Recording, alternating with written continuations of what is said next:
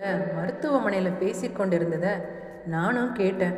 அதை உன்கிட்ட வந்து சொன்னா நீ கண்டிப்பாக அதை நம்ப மாட்டேன்னு எனக்கு ரொம்ப நல்லா தெரியும். அதனால தான் உன்னை உன் போக்கிலே போய் திருத்தலான்னு முடிவு பண்ணினேன்.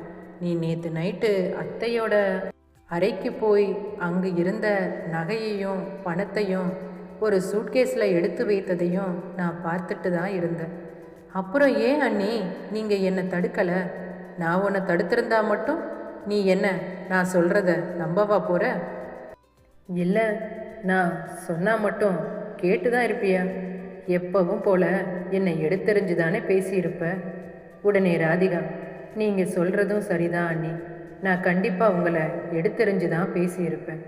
அதனால தான் நீயே பட்டு திருந்தினால்தான் வசந்த் பற்றி உனக்கு தெரியும் என்று நினைத்தேன். அதனால தான் நீ குளிக்க போனதுக்கு பிறகு உன்னோட சூட்கேஸில் இருக்கிற